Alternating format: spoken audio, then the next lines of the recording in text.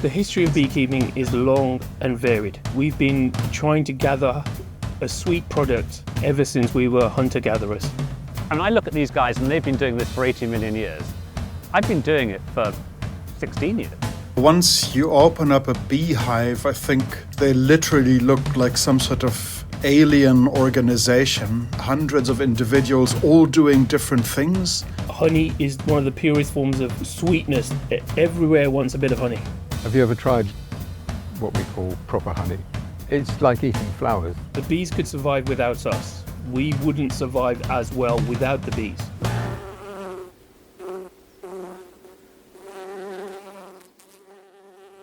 Beekeeping, it's an art form that opens so many doors. It gets you into Mother Nature. It teaches you about how the bees and the plants talk to each other. Then you see the results from the fruit that they pollinate.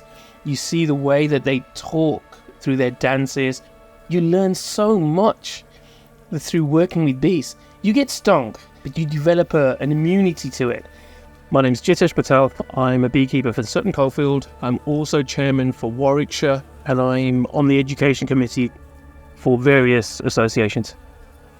I know people who've been keeping bees since the 70s, even the 60s, and for them it has changed.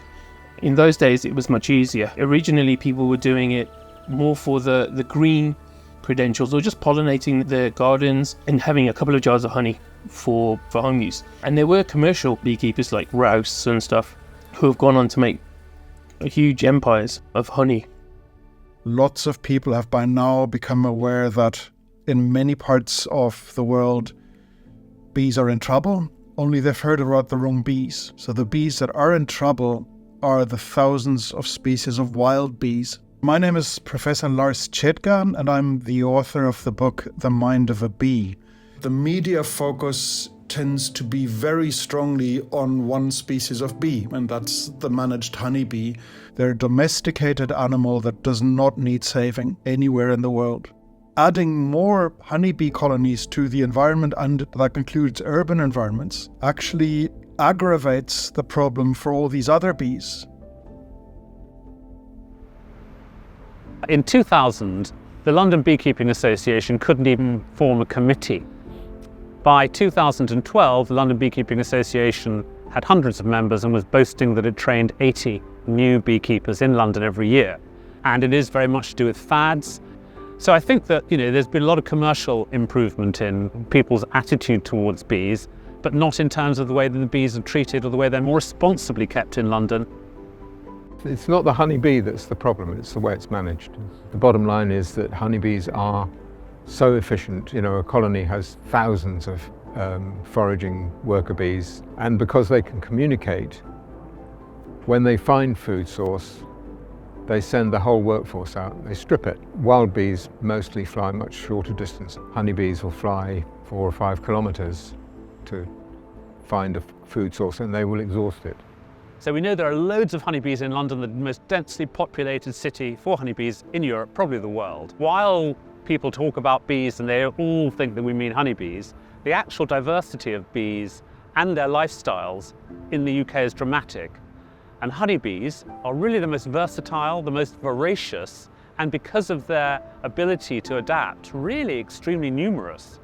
So the danger that we face in London is that this absolute carpet of honeybees, 3 times more than in any other European capital in density, will outcompete, will out-eat, and will put stress on the other native pollinators.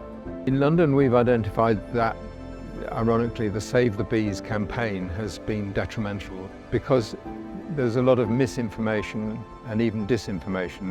There are commercial interests, businesses coming to London to persuade businesses to have bees on their roof for a fee, and no regard for how the bees are going to live, and that's just one of the factors that's driven the densities up very high.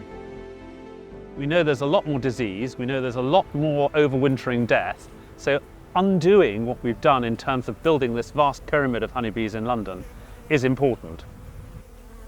Bees are icons of conservation. It's often forgotten that there are lots of other species of bees that are as fascinating, and they're not being kept by any beekeeper. They keep themselves. We're changing what we do, and it's up to us to lead this change because we understand the problem. Other people have chucked bees onto rooftops in London in the last 10 years, so we're in a position where we can actually lead and say, well, we understand the problem is, we're going to take our bees away, even though our bees were here long before your bees. We've still got to do that for our sake and our bees, and we've got to be leading by example. We can't just sit here. So that's what's happening here. And we have a schools program where we take bees, live bees, into schools. It's a very different experience for them. And remember, these are urban kids who often no experience of wildlife at all. Transformational wouldn't be too strong a word for it.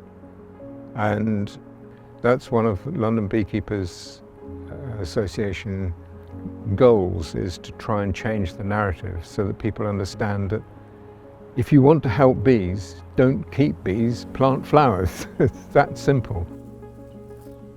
A world without bees would look very dull.